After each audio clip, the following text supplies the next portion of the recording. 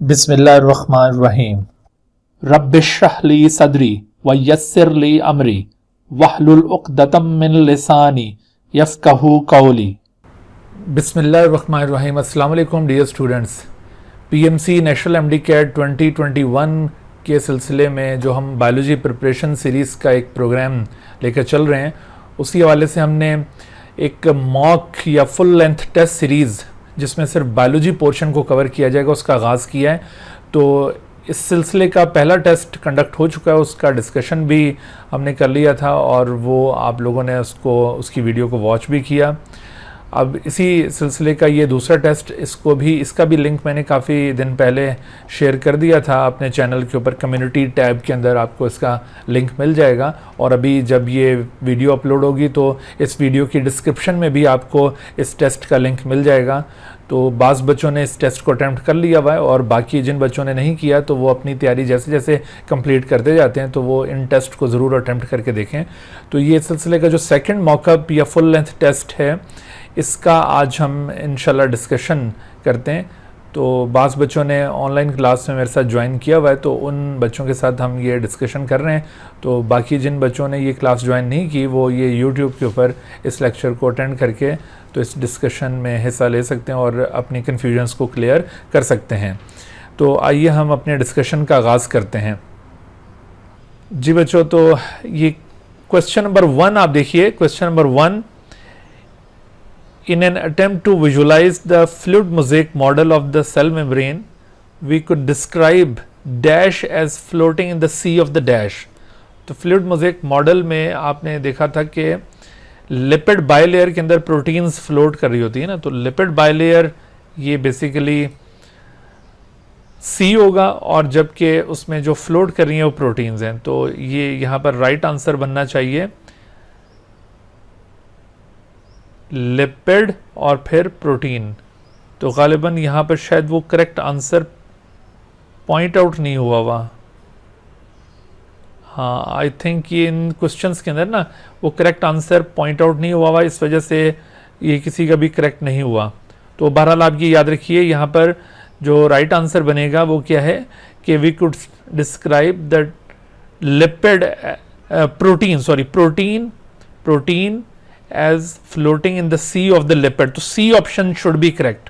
C option इस question में correct था, लेकिन वो शायद क्वेश्चन पेपर के अंदर करेक्ट आंसर मार्क नहीं हुआ था, तो इस वजह से ये हाईलाइट नहीं हुआ। तो बहरहाल इसका C आंसर राइट होगा।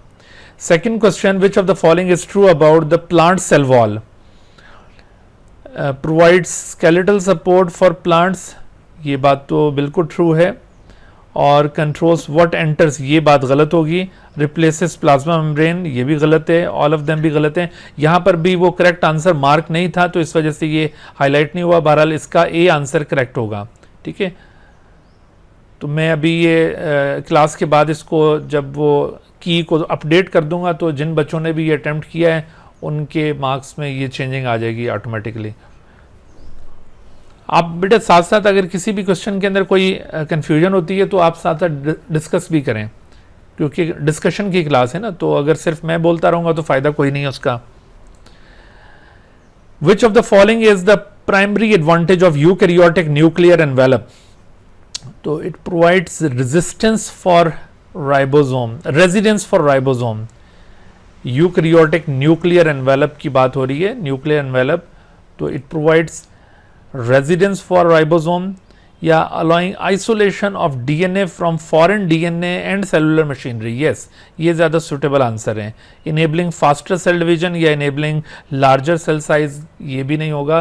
तो यहाँ पर भी करेक्ट आंसर मार्क नहीं था। बहरहाल इसका बी आंसर करेक्ट होगा। बी ऑप्शन बिल्कुल 100% दुरुस्त है।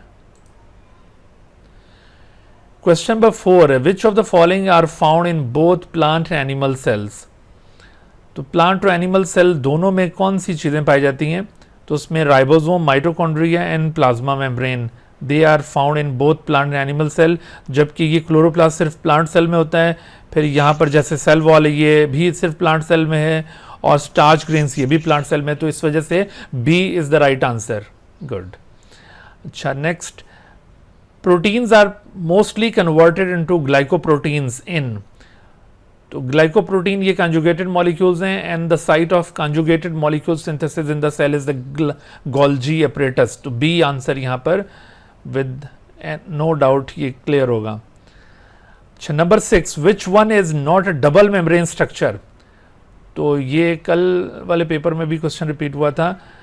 Vacuole is not a double membrane structure, nucleus, mitochondria and chloroplast are the double membranous structures. Triglycerides are carbohydrates या प्रोटीन्स या neutral fats. Yes, neutral fats right answer है। Which one is correct for all lipids. तो इसमें आप देखिए कि they are liquid at room temperature, all lipids are not liquid at room temperature. इसी तरह से ये सी में दिया हुआ है कि they are insoluble in organic solvent. तो ये ऑर्गेनिक सॉल्वेंट के अंदर सारे के सारे लिपिड इनसॉल्युबल भी, बल्कि ऑर्गेनिक सॉल्वेंट में तो सब लिपिड सॉल्युबल होते हैं। They are composed of alcohol and fatty acid. तो लिपिड्स अल्कोहल और फैटी एसिड के बने तो होते हैं, लेकिन not all lipids are composed of alcohol and fatty acid. So lipids में बहुत ज़्यादा वेरिएशन पाई जाती है। तो इस वजह से, लेकिन ये जो ऑप्शन आप देख रहे हैं बी, दे आर हाइड्रोफोबिक। सो ये टर्म तमाम लिपिड्स के ऊपर इक्वली एप्लीकेबल है, इस वजह से ये राइट आंसर बनेगा। Number 9, on hydrolysis starch gives. तो स्टार्च का जब हाइड्रोलिसिस होगा तो इसके ब्रेकडाउन के रिजल्ट में एक इंटरमीडिएट प्रोडक्ट फॉर्म होती है, दैट इज कॉल्ड माल्टोज। यहाँ पर अगर ग्लूकोज ऑप्शन मौजूद होता तो हम ग्लूकोज को प्रेफर करते, बहरहाल ग्लूकोज नहीं है तो हम माल्टोज को यहाँ पे प्रेफर करेंगे। बाकी जो प्रोडक्ट्स हैं उनका ताल्लुक स्टार्च के साथ नहीं है। Nucleic acids are composed which of the following elements. तो ये मैंने आपसे पहले भी कहा था कि न्यूक्लिक एसिड आप ज़रूर कवर कीजिएगा, और आपने ये कल जो टेस्ट हुआ उसके बाज़ क्वेश्चंस देखे हैं कि वो डेवलपमेंट के चैप्टर से भी क्वेश्चंस आ रहे हैं, और इस तरह से जो चीज़ें उन्होंने मेंशन नहीं भी की हुई थी वहाँ से भी क्वेश्चंस आ रहे हैं। तो इसलिए आपको ये चीज़ें थोड़ी सी ज़्यादा ब्रॉडर पर्सपेक्टिव में स्टडी करनी है।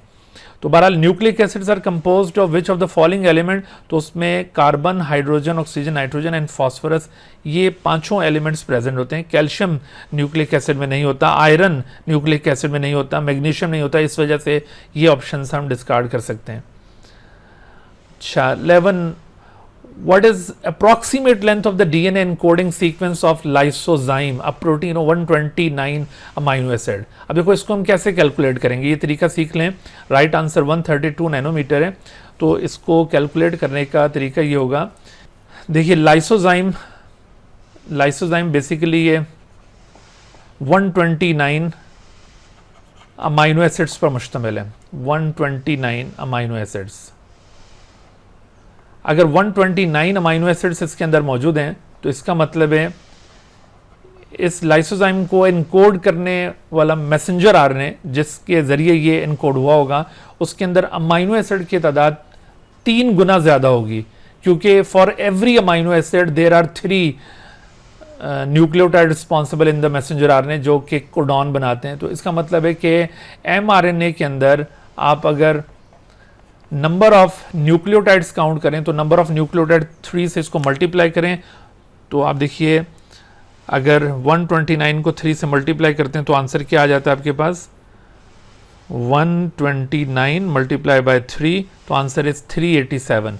तो इसके अंदर एमआरएनए के अंदर 387 number of nucleotides will be there. अगर ये 387 न्यूक्लियोटाइड्स एमआरएनए के अंदर मौजूद हैं तो एमआरएनए डेफिनेटली किसी डीएनए से ओरिजिनेट हुआ, और डीएनए के अंदर नंबर ऑफ बेस पेयर्स कितने होंगे, तो number of base pairs DNA के अंदर भी अप्रॉक्सीमेटली उतने ही होंगे। यानी हम ये 387 बेस पेयर्स को अज्यूम करते हैं डीएनए के अंदर, जो कि इस एमआरएनए को एनकोड करने वाला जीन है। अच्छा, जब हमें बेस पेयर्स का अंदाजा हो गया तो अब आपको पता है कि 2 कंसेक्टिव बेस पेयर्स के दरमियान जो डिस्टेंस पाया जाता है वो 0.34 नैनोमीटर का डिस्टेंस है 2 कंसेक्टिव बेस पेयर्स के दरमियान। तो अब आप 387 को अगर इससे मल्टीप्लाई करते हैं, 387 मल्टीप्लाई बाय 0.34, ठीक है, तो ये आपके पास आंसर बनेगा 0.34, तो ये 131.5, तो इसको कैलकुलेट किया जाए तो ये 131.5 1.58 आंसर बन रहा है, तो जिसको आप राउंड ऑफ करके 132 अज्यूम कर सकते हैं। तो 132 nanometre will be the length of the DNA that encodes lysozyme. ठीक है भाई, तो ये यहाँ पर जो क्वेश्चन था कि what is the approximate length of the DNA encoding sequence of lysozyme a protein 129 amino acid, तो ये 132 नैनोमीटर इसकी लेंथ होगी। अच्छा, यहाँ पर एक चीज़ और भी जहन में रखिए कि चूँकि लास्ट जो कोडॉन होता है, स्टॉप कोडॉन होता है, उसको भी अगर हम इंक्लूड करें तो ये थोड़ी सी लेंथ ऊपर चली जाएगी, लेकिन इससे कोई फ़र्क नहीं पड़ता क्योंकि अप्रॉक्सीमेट वर्ड यूज़ किया गया है, एग्जैक्ट वर्ड नहीं पूछा जा रहा। तो जब अप्रॉक्सीमेट पूछा जाए तो जो करीब तर आंसर होता है ना, उसको आप पिक किया करें। The combination of adenine deoxyribose and phosphoric acid is, तो देखिए इसमें ये कल के पेपर में भी था ऐसा क्वेश्चन, फॉस्फोरिक एसिड, डीऑक्सीराइबोज और एडेनिन, इनका कॉम्बिनेशन क्या होगा। तो डीऑक्सीराइबोज चूंकि इसमें मौजूद है तो इस वजह से ये बेसिकली एक डीएनए का न्यूक्लियोटाइड है, तो इसका नाम एडिनोसिन मोनोफॉस्फेट नहीं हो सकता।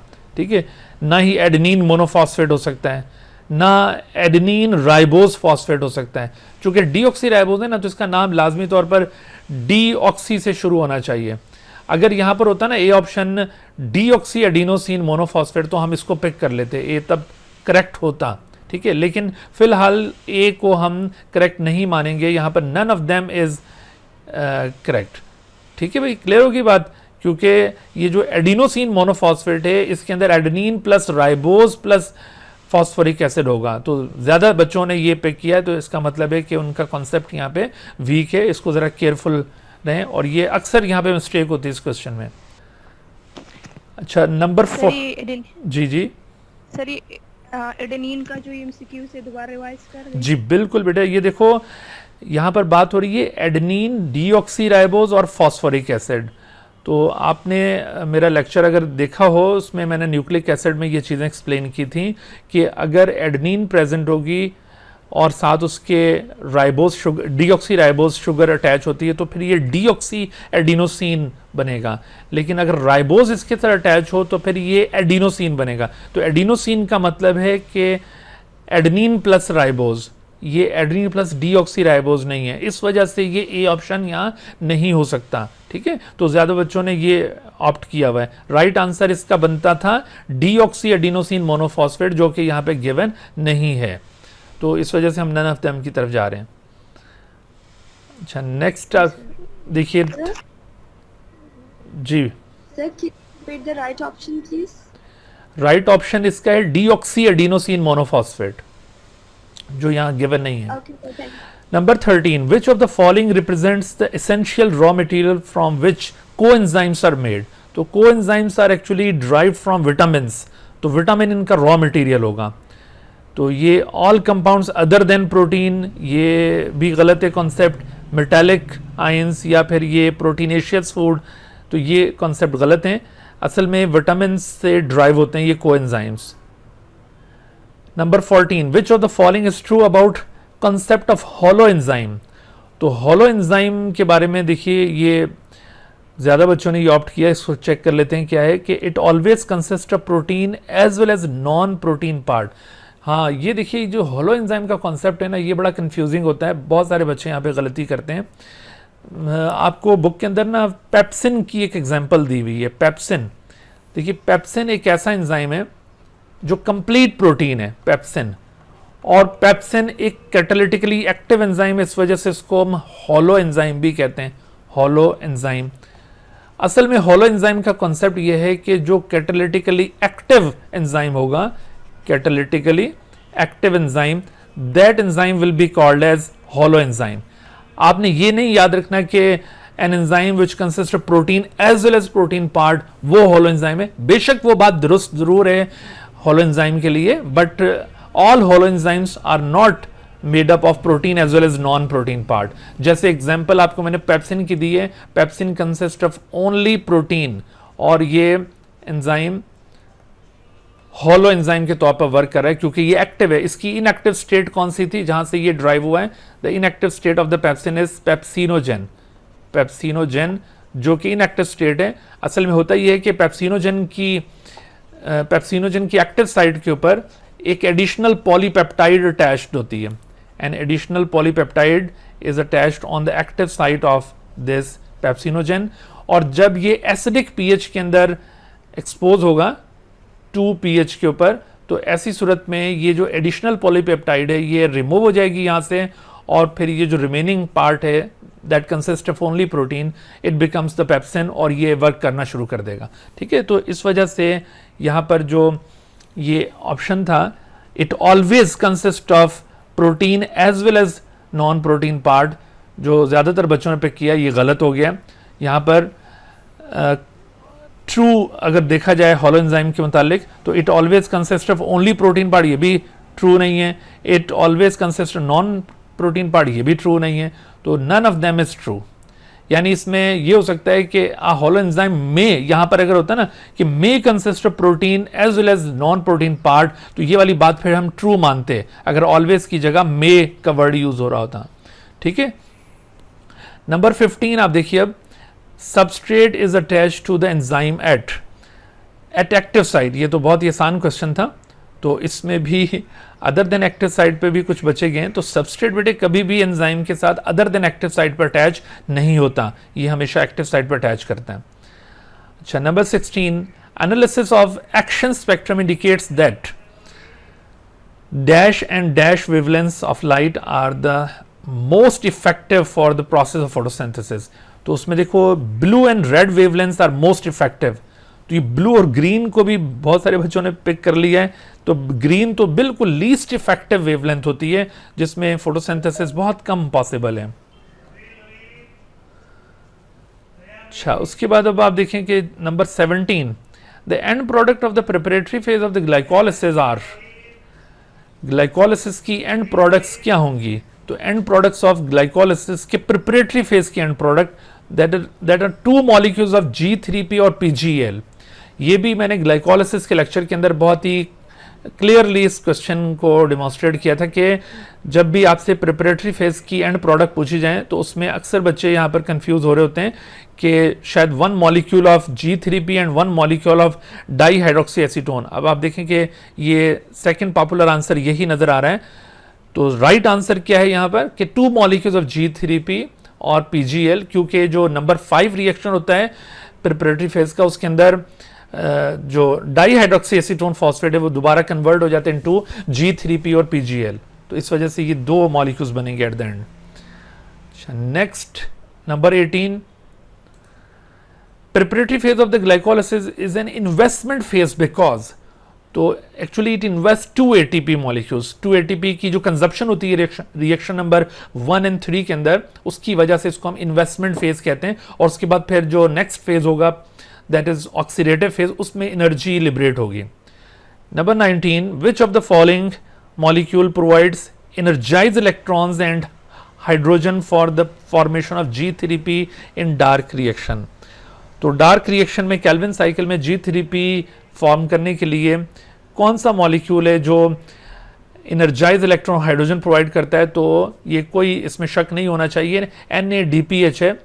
लेकिन यहाँ पर वाटर बिल्कुल एक्सपेक्टेड था कि बास बच्चे वाटर को पिक करते, क्योंकि वाटर को हम वैसे इन जनरल रिड्यूसिंग एजेंट कह रहे होते हैं, हाइड्रोजन डोनर कह रहे होते हैं. तो ये आंसर भी बहुत सारे बच्चे पिक कर रहे होते हैं. लेकिन बच्चों यहाँ पर गौर कीजिए कि आपसे कहा गया है कि इन द डार्क रिएक्शन.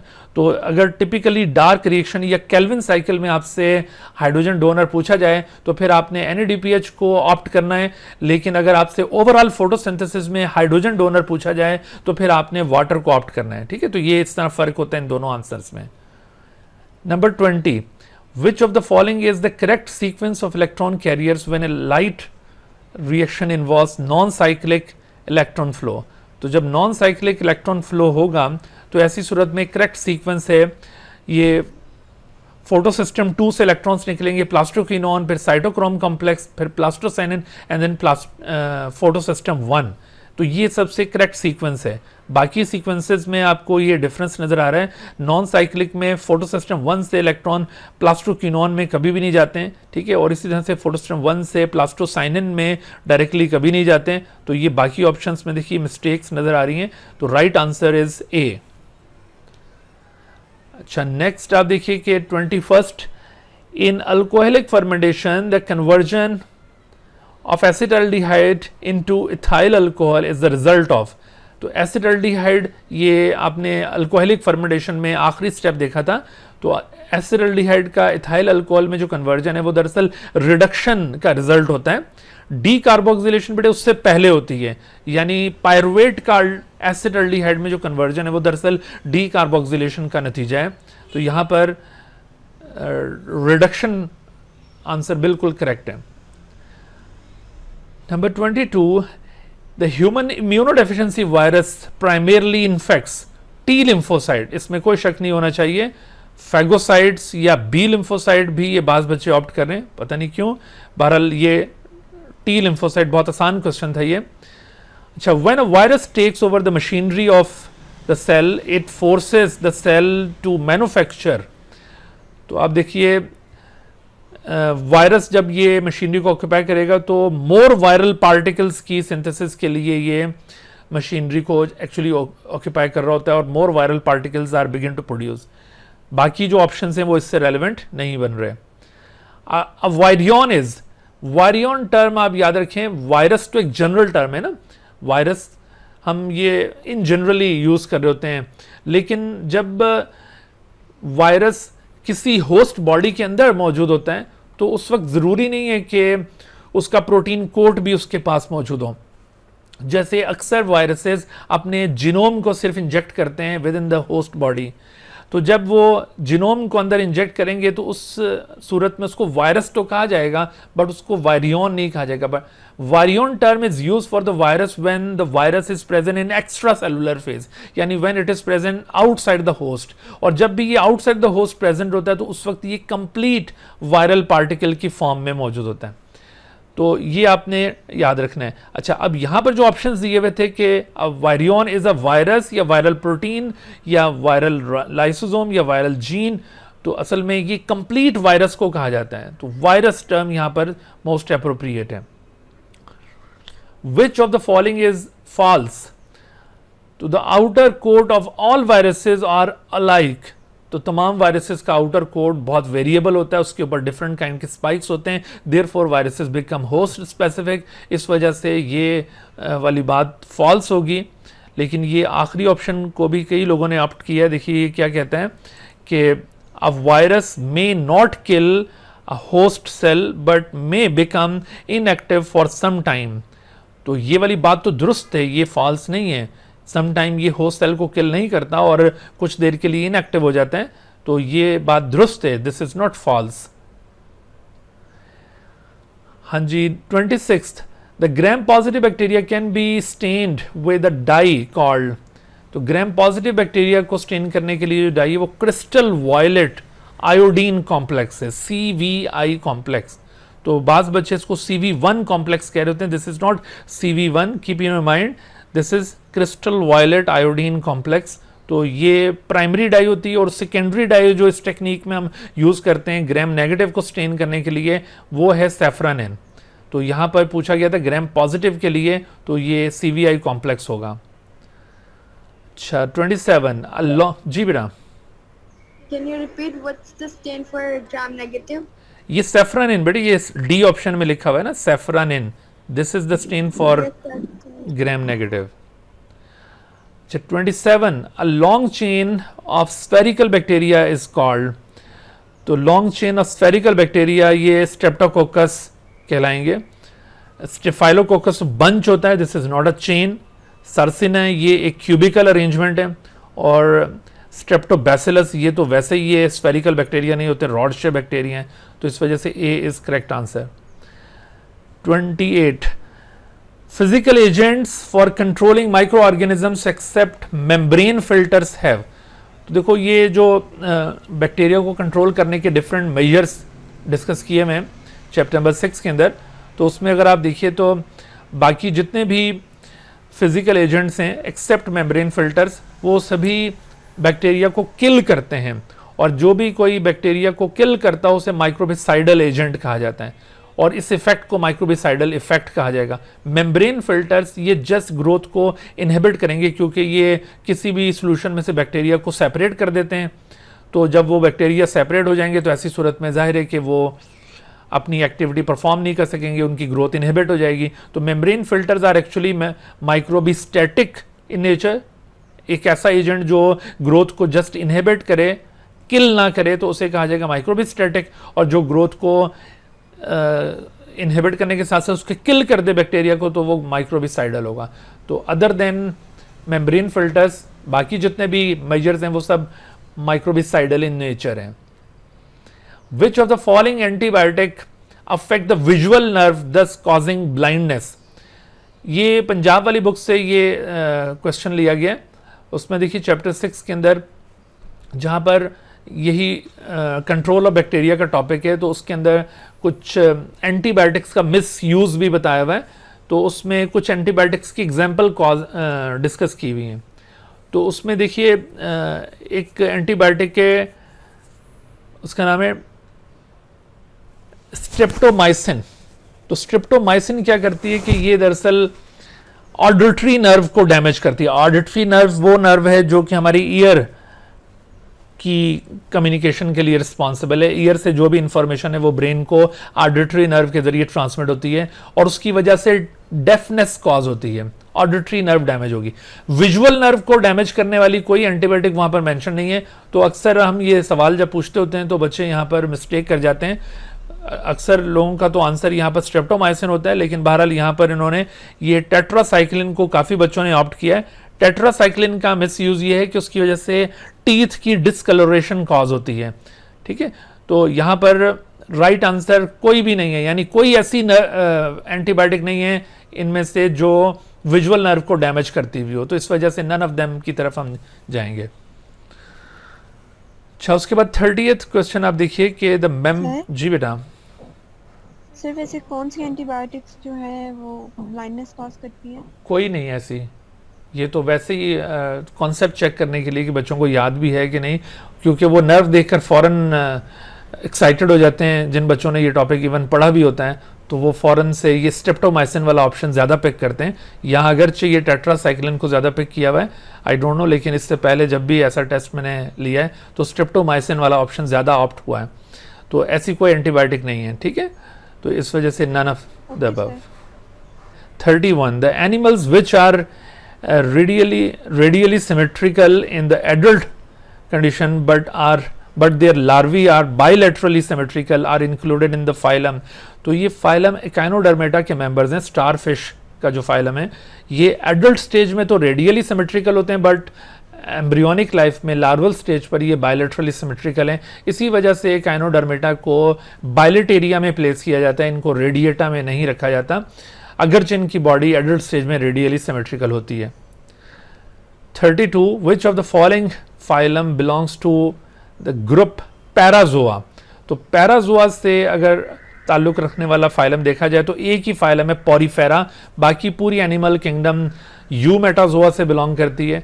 तो only Parazoa phylum is Porifera. 33 to get minerals roots must provide large surface area for absorption which is achieved by। तो अब देखो मिनरल्स को हासिल करने के लिए लार्ज सरफेस एरिया कैसे हासिल होगा? एक ऑप्शन उसमें रूट हेयर्स हैं, फिर एक्सटेंसिव ब्रांचिंग है और हाइट ऑफ द प्लांट है। तो हाइट ऑफ द प्लांट के साथ इसका कोई रिलेशन नहीं है surface area of the root का। एक्सटेंसिव ब्रांचिंग और रूट हेयर यहां पर होना चाहिए 1 and 2 ओनली। तो 1 and 2 only is the right answer.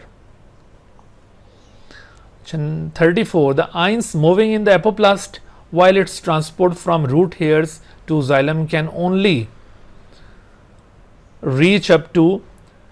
तो ये एपोप्लास्ट पाथवे की बात हो रही है। तो ये चूंकि एंडोडर्मिस में आके टोटली ब्लॉक हो जाता है due to the presence of Casparian strip, तो इस वजह से राइट आंसर यहाँ पर एंडोडर्मिस होना चाहिए। ये आंसर की में मिस्टेक है, यहाँ पर गलती से कॉर्टेक्स वाला आंसर पिक हुआ है। तो आप ये नोट कर लें कि कॉर्टेक्स करेक्ट नहीं होगा, यहाँ पे राइट आंसर क्या है? एंडोडर्मिस। ओके, अच्छा, उसके बाद 35 ये देखिए कि if a cell has water potential -3600 kilopascal and solute potential -6000 kilopascal, what is the nearest value of the pressure potential? एक बात तो बेटे यहाँ पर ये याद रख लो कि जो प्रेशर पोटेंशियल होगा ना उसकी वैल्यू पॉजिटिव टर्म्स में होनी चाहिए, नेगेटिव कभी भी नहीं होगी, क्योंकि प्रेशर पोटेंशियल है ना ये। तो इस वजह से ए ऑप्शन को आप रिजेक्ट कर दें, बी को भी आप रिजेक्ट कर दें, और एक ही ऑप्शन हमारे पास पॉजिटिव वैल्यू के साथ बचा है, वो है 2500। अच्छा, वैसे भी अगर हम इसको कैलकुलेट करना चाहें तो -6000 में से, देखो इसका फार्मूला क्या होता है, प्रेशर पोटेंशियल है, pressure potential is equal to water potential minus solute potential. तो आपके पास यहाँ पर वाटर पोटेंशियल गिवन था, वाटर पोटेंशियल था आपके पास -3600 और सोल्यूट पोटेंशियल -6000, -3600 और ये -6000। अच्छा, अगर आप माइनस के 6000 में से ये माइनस के 3600 इनको अगर हम माइनस करें तो जो डिफरेंस आएगा ना, तो वो डिफरेंस पॉजिटिव होगा, वो डिफरेंस, ठीक है। तो वो आंसर आएगा आपके पास पॉजिटिव 2400। अच्छा, अब 2400 आंसर बन रहा है, लेकिन यहाँ पर देखो 2400 तो गिवन ही कोई नहीं है। लेकिन आप गौर कीजिए कि क्वेश्चन के अंदर पूछा गया कि what will be the nearest value. आपने एग्जैक्ट वैल्यू तो चूज ही कोई नहीं करनी ना। यहां पर अगर वर्ड नियरेस्ट ना होता तो फिर हम नन ऑफ देम पे जाते कि भाई 2400 आंसर बन रहा है और वो यहां पे गिवन नहीं है। तो चूंकि यहां पर नियरेस्ट पूछा गया, इस वजह से आप ये 2500 किलो पास्कल को भी पिक कर सकते हैं। तो therefore C is the right answer. अच्छा, उसके बाद नेक्स्ट देखिए 36 क्वेश्चन है, What does not happen during inspiration in man? तो इंस्पायरेशन के दौरान क्या नहीं होता? इंस्पायरेशन के दौरान डायफ्राम बिकम्स डोम शेप। असल में इंस्पायरेशन जब होगी तो वो लेस डोम लाइक हो जाता है, डोम शेप नहीं रहता, बल्कि वो उसकी डोम शेप चेंज हो जाती है, वो डाउनवर्ड फ्लैटेंड हो जाएगा। तो इस तरह से ये ड्यूरिंग इंस्पायरेशन नहीं हो रहा, डज नॉट हैपन। तो यहाँ पर बाज़ बच्चों ने ये इंटरकोस्टल मसल्स कॉन्ट्रैक्ट, तो बेटे ये इंस्पायरेशन में इंटरकोस्टल मसल्स तो कॉन्ट्रैक्ट करते हैं। देखो इंटरकोस्टल मसल्स की दो टाइप्स हैं, एक एक्सटर्नल और दूसरे इंटरनल। तो जब मेंशन ना हो ना कि कौन से वाले intercostal muscle, just intercostal muscle word use हो रहा है, तो उससे हमारा मतलब ये होता है एक्सटर्नल, ठीक है। आपने अज्यूम करना एक्सटर्नल को, अदरवाइज अगर किसी खास इंटरकोस्टल मसल का पूछा जाए तो वो मेंशन किया जाएगा एक्सटर्नल और इंटरनल। लेकिन अगर ना मेंशन हो तो आपने अज्यूम करना है कि कौन से वाले इंटरकोस्टल मसल, एक्सटर्नल, और एक्सटर्नल तो लाजमी कॉन्ट्रैक्ट करते हैं ड्यूरिंग इंस्पायरेशन। ओके, अच्छा, अब 37th क्वेश्चन देखिए कि which of the following glandular secretions involved in digestion would be most likely release initially as inactive precursors. तो अब देखिए जितने भी हमारे डाइजेस्टिव एंजाइम्स हैं, डाइजेस्टिव सीक्रेशंस, उनमें ज़्यादातर जो डाइजेस्टिव सीक्रेशन इनएक्टिव फॉर्म में रिलीज होती हैं ग्लैंड से, वो प्रोटीन डाइजेस्टिंग एंजाइम्स हैं। कार्बोहाइड्रेट डाइजेस्टिंग एंजाइम या लिपिड डाइजेस्टिंग एंजाइम वो इनएक्टिव स्टेट में रिलीज नहीं होते। उसकी वजह ये है कि हमारे जो बॉडी पार्ट्स हैं जितने भी, उनके अंदर प्रोटीन कंटेंट ज़्यादा होता है। तो प्रोटीन कंटेंट ज़्यादा होने की वजह से प्रोटीन कहीं हमारे बॉडी पार्ट्स की डैमेज ना हो जाए इन प्रोटीन डाइजेस्टिंग एंजाइम के जरिए। इस वजह से जब तक कोई प्रोटेक्टिव मेजर वहाँ पर अडॉप्ट ना कर लिया जाए तब तक इनकी एक्टिवेशन नहीं होती। तो यहाँ पर इस वजह से ये प्रोटीन डाइजेस्टिंग एंजाइम को हम पिक कर रहे हैं। अच्छा, नेक्स्ट क्वेश्चन है, which of the following would probably contribute to constipation, a substance that contains plenty of fibre. तो अगर फाइबर बहुत ज़्यादा मौजूद हो किसी सब्सटेंस में, वो तो कॉन्स्टिपेशन को बल्कि रिड्यूस करता है, वो इसमें कंट्रीब्यूट नहीं करेगा। बी आप देख रहे हैं कि promotes water reabsorption in large intestine.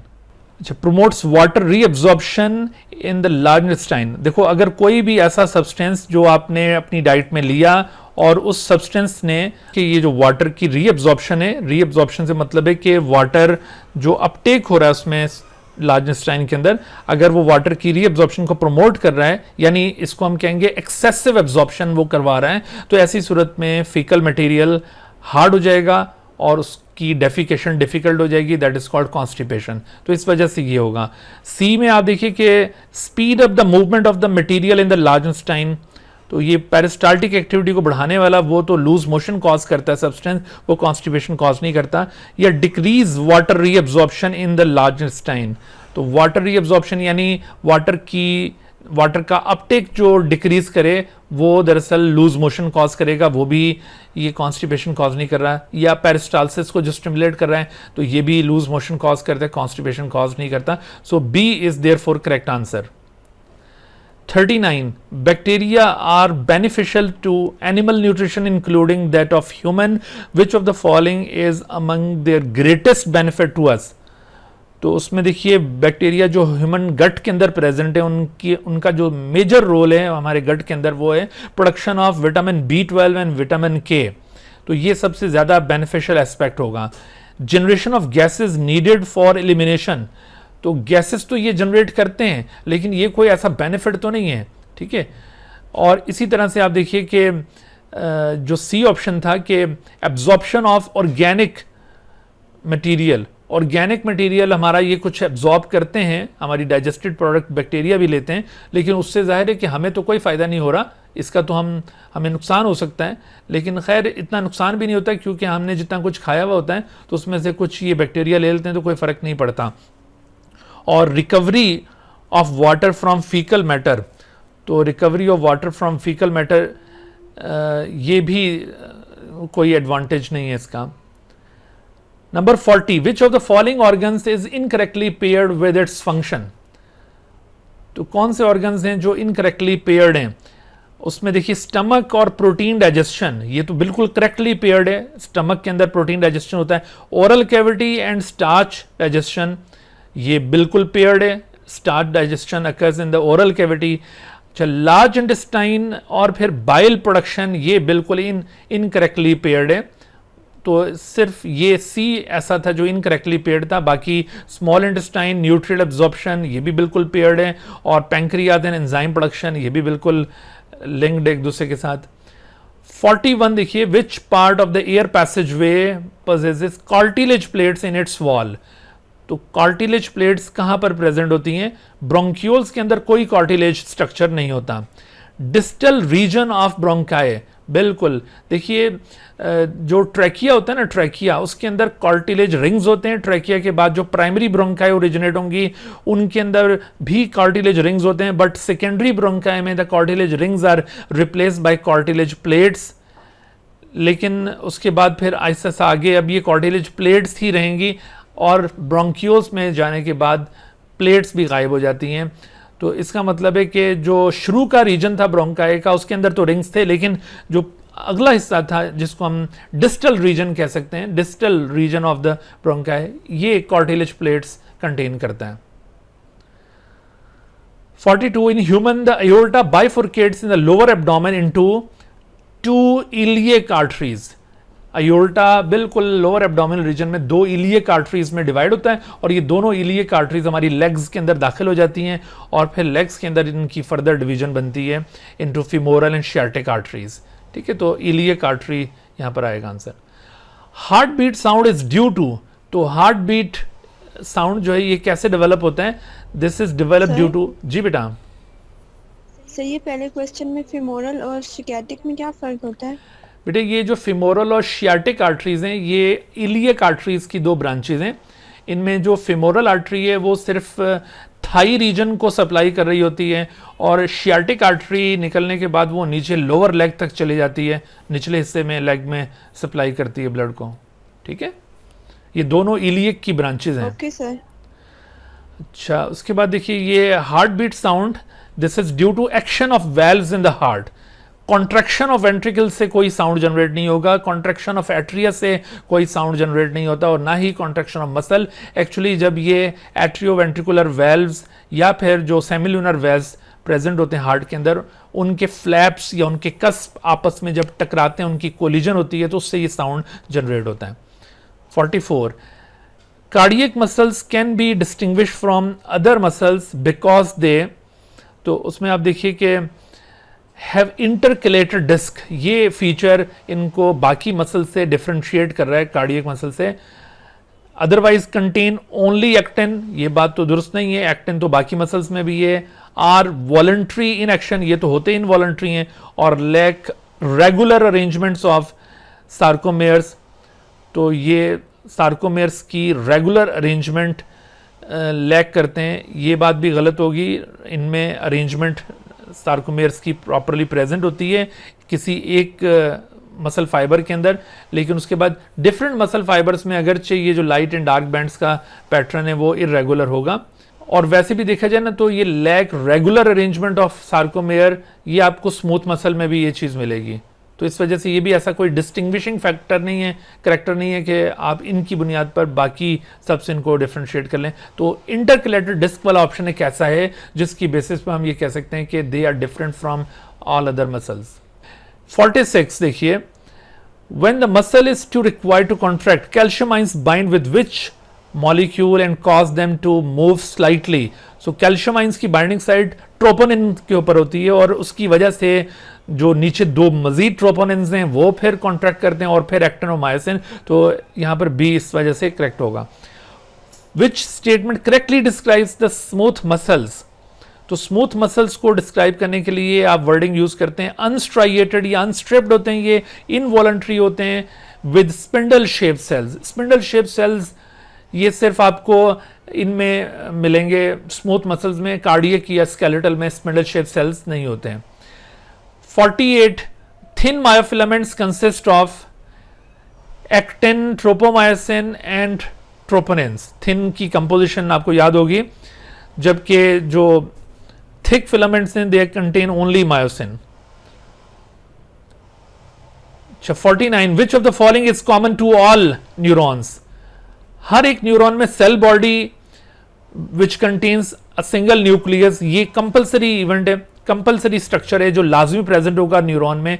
Otherwise thick myelin sheath और ये जो presence of nodes of Ranvier हैं और फिर प्रेजेंस ऑफ श्वान सेल, ये आपको हर एक न्यूरॉन में नहीं मिलते।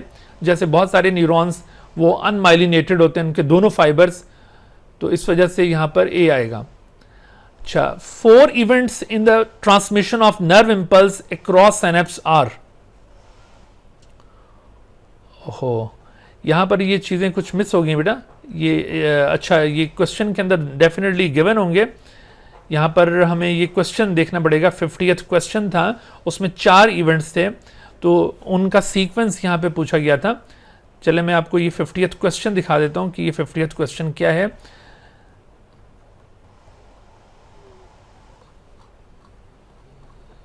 क्वेश्चन नंबर 50, ये देखिए, ये आपके सामने क्वेश्चन नंबर 50 है। तो इसमें ये देखिए 4 सिचुएशंस शो की गई हैं।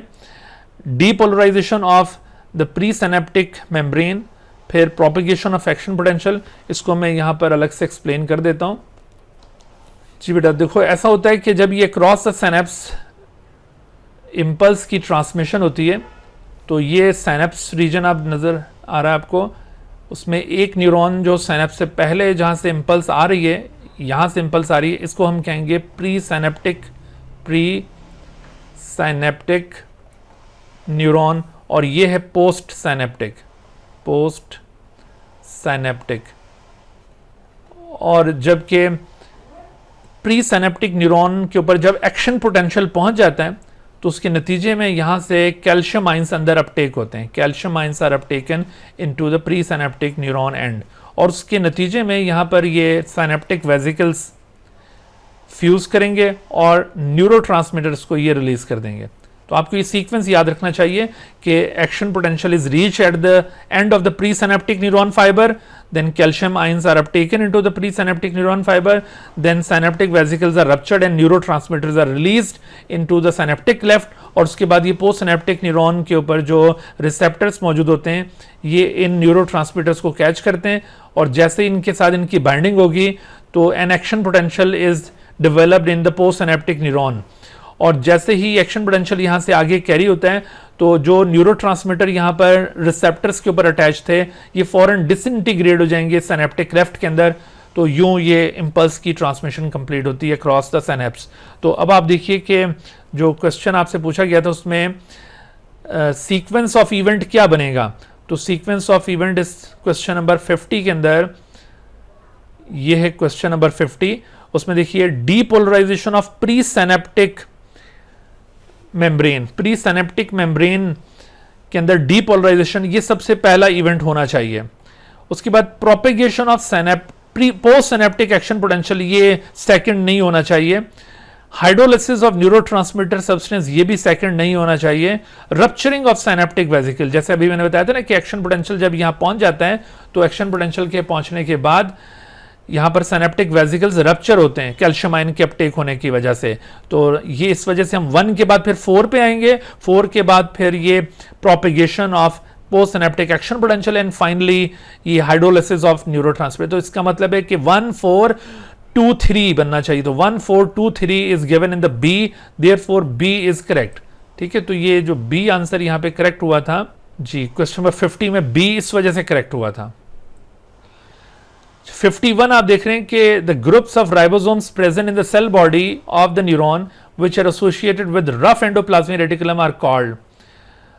तो ये निसल्स ग्रेन्यूल्स की तारीफ हो रही है। निसल्स ग्रेन्यूल्स में Golgi complex, rough endoplasmic reticulum और राइबोसोम ये एसोसिएटेड होते हैं, तो ये निसल्स ग्रेन्यूल्स हैं। 55 the disease diabetes insipidus is caused due to the under secretion of pituitary hormone called vasopressin, ADHB से कहा जाता है। इसकी डेफिशिएंसी से ये डायबिटीज इन स्पाइडर्स होता है।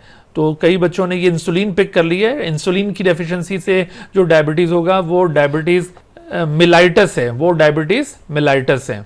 53 विच of the following hormone action will occur when more energy is required by the human. तो जब ज्यादा एनर्जी रिक्वायर्ड हो तो ऐसी सूरत में ब्लड ग्लूकागोन इंक्रीज हो जाता है, क्योंकि ग्लूकोज लेवल को इंक्रीज करना होता है और उसकी फिर फर्दर यूटिलाइजेशन होती है। Therefore blood glucagon is increased, ये ऑप्शन यहां पे सूट करता है। अच्छा, aldosterone conserves the level of sodium ions in the body by preventing their loss from, यहां पर भी करेक्ट आंसर मेंशन नहीं हो सका। अच्छा, बल्कि किसी ने मेंशन्ड एक करेक्ट आंसर, किसी ने ऑप्ट ही नहीं किया करेक्ट आंसर। जरा देखें इसको गौर से कि aldosterone conserves the level of sodium ions in the body by preventing the loss from अच्छा फ्रॉम द किडनी टेब्यूल होना चाहिए। सॉरी, ये गलत आंसर यहाँ पे मार्क हुआ था। यहाँ पर राइट आंसर बी ही होगा, किडनी टिब्यूल्स। तो किडनी टिब्यूल्स से जो लॉस है ना उसको ये प्रिवेंट कर रहा है। तो यहाँ पर भी ये की को अपडेट कर दूंगा मैं। तो ये लिवर गलती से ऑप्ट हुआ है, तो B is the right answer. 55 the follicle cells after release of the egg are modified to form a special structure called. तो जब फॉलिकल सेल्स एग को रिलीज कर देते हैं तो वो ट्रांसफॉर्म हो जाते हैं इनटू कॉर्पस ल्यूटियम। बिल्कुल करेक्ट है सबका। अच्छा, between seminiferous tubules are interstitial cells will secrete testosterone, yes. और फिर decrease FSH and increase estrogen causes the pituitary gland to secrete another hormone known as luteinizing hormone, exactly। तो ये भी ज्यादातर बच्चों का ठीक है। अच्छा, 55 अब आप देखिए कि pea plant are tall if they have the genotype capital T or capital T small t, and they are short if they have genotype small t। A tall plant is mated with a short plant. Which outcome below would indicate that the tall parent plant was heterozygous? तो देखो ये भी वही test cross वाली situation है, कल भी इस तरह का एक क्वेश्चन आया था। तो उसमें अगर तो ये कैपिटल टी को हम रिसेसिव फिनोटाइप के साथ क्रॉस करें ना, तो ऐसी सूरत में 100% डोमिनेंट आएंगे। और अगर हम ये कैपिटल टी स्मॉल टी को रिसेसिव फिनोटाइप से क्रॉस करें तो 50-50% रिजल्ट आएगा। तो अब आप देखिए कि हमने हेट्रोजाइगस अज्यूम करते हुए कि भाई हेट्रोजाइगस है पेरेंट, तो रिजल्ट क्या होना चाहिए? The ratio of tall offspring to short must be 1:1। तो ये डी ऑप्शन इज करेक्ट। ज्यादा बच्चों ने देखो सी पिक किया है, गलत है ये 3:1 नहीं बनेगा। आप देखिए कि ये कैपिटल टी और स्मॉल टी को अगर आप स्मॉल टी से क्रॉस करते हैं तो ऐसी सूरत में ये 1:1 बनेगा। तो इससे हमें पता चलता है कि tall parent is heterozygous. 59 all of the following genotypes of wheat control red grain colour except. तो उसमें देखिए ये आपको कैसे पता चलेगा कि रेड कौन सा कंट्रोल करता है और ग्रीन, ये जो डार्क रेड और मॉडरेटली डार्क रेड, ये कैसे पता चलेगा? तो बुक के अंदर ना एक की बनी हुई है, उसको आपने फॉलो करना है। उसमें देखिए कि अगर 6 की 6 पिगमेंट प्रोड्यूसिंग एलील्स प्रेजेंट हो, इस तरह से capital A, capital B, capital C, ये सारी की सारी 6 की 6 पिगमेंट प्रोड्यूसिंग एलील्स हैं, तो ऐसी सूरत में जो कलर आएगा वो डार्क रेड आएगा, डार्क रेड। अच्छा, और अगर ये पिगमेंट प्रोड्यूसिंग एलील्स की तादाद 5 होती तो ऐसी सूरत में मॉडरेटली डार्क रेड आता, मॉडरेटली डार्क रेड। और अगर ये 4 तादाद होती तो फिर ये रेड आता। और अगर ये तादाद 3 हो जाती, यानी ये कैपिटल एलील जैसे जैसे कम होते जा रहे हैं ना, तो कलर डिम होता जा रहा है, रेड के बाद ये लाइट रेड आ जाता, और फिर 2 के साथ ये पिंक, और 1 के साथ आप ये देखिए लाइट पिंक, और फिर इसी तरह से 0 अगर ये पिगमेंट प्रोड्यूसिंग एलील्स होते हैं तो 0 पिगमेंट प्रोड्यूसिंग एलील के साथ ये वाइट हो जाता है। तो हमने चूज करना है रेड, रेड 4 एलील्स के साथ होना चाहिए। तो अब देखो यहाँ पर हम इसको ऐसे चूज करेंगे कि यहाँ पर capital A, capital B, 4 pigment producing alleles हैं, इसका मतलब ये रेड है। अच्छा, यहाँ पर भी ये 4 पिगमेंट प्रोड्यूसिंग एलील हैं, ये भी रेड है। इधर भी 4 पिगमेंट प्रोड्यूसिंग एलील्स हैं, ये भी रेड है। लेकिन इसके अंदर ये 3 पिगमेंट प्रोड्यूसिंग एलील्स हैं, इस वजह से ये रेड नहीं है। तो all of the following genotypes of wheat green colour, wheat control red colour, except, तो एक्सेप्ट बी आएगा यहाँ पे। 60, if a test cross involving 2 traits give rise 1:1 between total parental types and total recombinant types, what do you hypothesize based upon this? अच्छा देखो, ये जो linkage test cross होता है ना, यानी जिसमें 2 कैरेक्टर्स को हम लेकर टेस्ट क्रॉस परफॉर्म करते हैं और उसके नतीजे में अगर 1:1 आता है, तो ऐसी सूरत में आप देखिए आप क्या अज्यूम करेंगे। तो 1:1 indicates that there is actually, अगर ये रेशो 1:1 है ना, यानी इक्वल नंबर ऑफ पेरेंटल और रिकॉम्बिनेंट टाइप्स प्रोड्यूस होते हैं, तो gene pair show no linkage, कोई ऐसी लिंकेज उनमें मौजूद नहीं है। लेकिन अगर ये रेशो डिविएट करता तो इसमें फर्क होता। इसको थोड़ा सा हम देख लेते हैं, यहाँ पर बहुत सारे बच्चों को इसमें कंफ्यूजन होगी। देखो यहाँ पर जो इस तरह का टेस्ट क्रॉस होता है ना, उसमें मिसाल के तौर पर हमने टेस्ट क्रॉस परफॉर्म किया है, ये कैपिटल आर स्मॉल आर और कैपिटल वाई स्मॉल वाई, ठीक है। ये डबल हेट्रोजाइगस है और ये डबल रिसेसिव है, तो ये इस तरह से एक टेस्ट क्रॉस बन गया। अब आप देखिए, जब इसको आप क्रॉस करके देखेंगे तो आपके पास 4 किस्म के इंडिविजुअल्स आएंगे। 4 किस्म के इंडिविजुअल्स में वो कौन से 4 किस्म के इंडिविजुअल्स हैं? आप देखिए यहाँ पर कैपिटल आर और स्मॉल वाई, एक इंडिविजुअल ये आ जाएगा। देखो इसके गैमेट्स अगर हम बनाएं तो 4 किस्म के गैमेट्स बनते हैं, capital R capital Y, capital R small r capital Y और स्मॉल वाई। लेकिन यहाँ से सिर्फ एक ही टाइप का गैमेट पॉसिबल है। अब देखो इनकी फर्टिलाइजेशंस करवाएं तो ये गैमेट अगर इसके साथ फर्टिलाइज करवाते हैं हम, तो कैपिटल आर स्मॉल आर और कैपिटल वाई स्मॉल वाई। फिर दूसरा ये गैमेट अगर इसके साथ फर्टिलाइज करवाते हैं, ये तो हो गए ये दोनों। अच्छा, अगर इसको हम इसके साथ फर्टिलाइज करवाते हैं तो रिजल्ट क्या आएगा? Capital R small Y. अच्छा, इसको अगर हम इसके साथ फर्टिलाइज करवाएं तो ये small r capital Y small Y. और इसको अगर हम इसके साथ फर्टिलाइज करवाएं तो आप देखिए कि स्मॉल आर स्मॉल वाई। अब ये पेरेंटल टाइप है, ये वाली पेरेंटल टाइप है, but this is recombinant type, तो आप देखिए कि पेरेंटल टू रिकॉम्बिनेंट आपके पास रेशो क्या है? तो आपके पास रेशो आया 1:1। तो ये जो 1:1 है, ये इस बात को इंडिकेट कर रहा है कि देयर इज नो लिंकेज। लेकिन अगर ये सपोज करते ज्यादा हो जाते पेरेंटल टाइप्स और ये कम हो जाते, या फिर किसी केस में ये कम हो जाते और ये ज्यादा हो जाते हैं, तो दोनों सूरतों में हम ये कहते हैं कि देयर इज लिंकेज। और लिंकेज कैसी होगी? इनकम्प्लीट लिंकेज या पार्शियल लिंकेज इसको हम कहेंगे। लिंकेज की 2 सूरतें हाल हैं। एक लिंकेज होगी, उसे आप कहेंगे इनकम्प्लीट लिंकेज, इनकम्प्लीट, या इसको पार्शियल लिंकेज भी कहते हैं। तो ये पार्शियल लिंकेज किस सूरत में आप अज्यूम करेंगे? अगर ये पेरेंटल और रिकॉम्बिनेंट टाइप्स का प्रोपोर्शन डेविएट कर रहा है, एक का ज्यादा और एक का कम है तो इनकम्प्लीट लिंकेज है। और कंप्लीट लिंकेज या जिसको टाइट लिंकेज भी कहते हैं, तो ये टाइट लिंकेज कब होगी? When only one type is produce, यानी सिर्फ पेरेंटल टाइप्स प्रोड्यूस हों या फिर सिर्फ रिकॉम्बिनेंट प्रोड्यूस हों, तो you will assume that the linkage is complete और टाइट लिंकेज। ओके, तो इस तरह से आपने ये अज्यूम करना है। तो यहां पर आप देखिए कि जो ऑप्शंस थे, तो उन ऑप्शंस में कि the gene pairs show no linkage, अगर ये 1:1 आ रहा है। 61, two parents each of blood group A have a daughter of blood group O.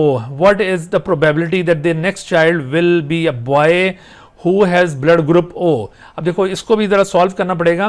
दोनों पेरेंट्स का A ब्लड ग्रुप है और एक उनमें बेबी बॉर्न हुआ है जिसका ब्लड ग्रुप O है।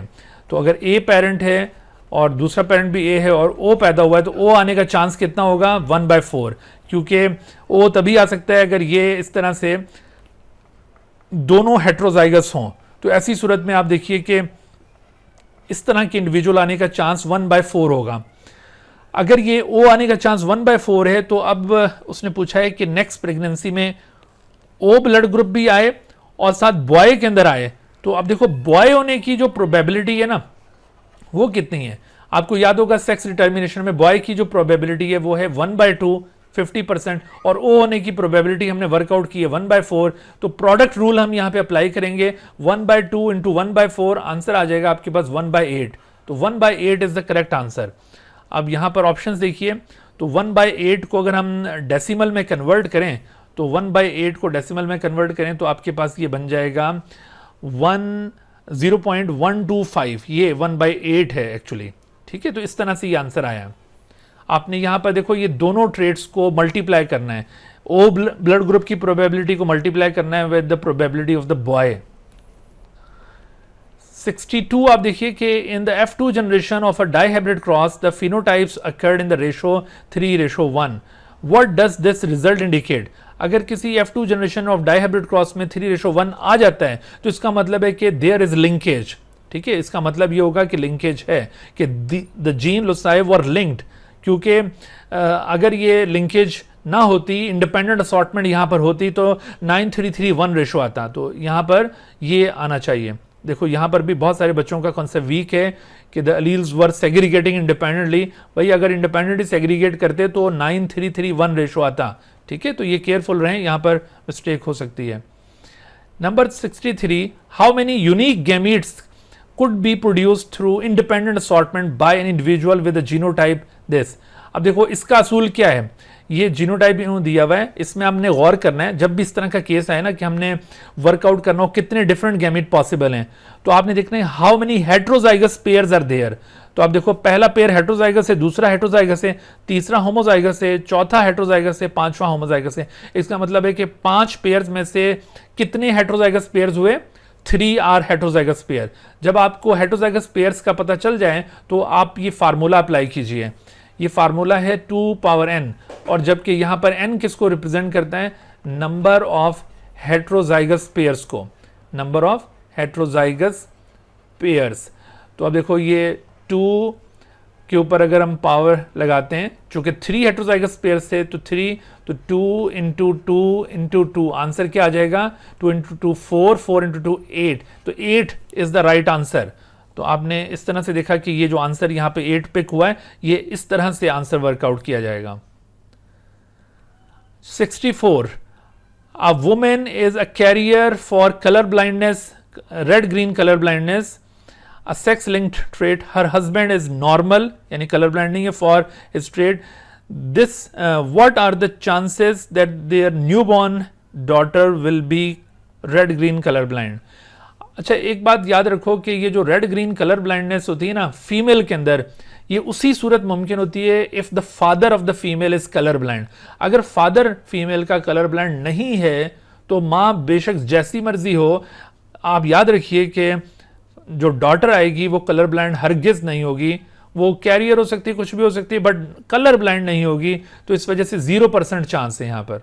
तो यहाँ बास बच्चों ने ये 25 और 50 निकाला है, लेकिन आप ये याद रखो 0%। इसको सॉल्व भी कर लेते हैं हम कि देखो अगर ये कैरियर मदर और नॉर्मल फादर हो तो डॉटर कलर ब्लाइंड होने का चांस कितना है।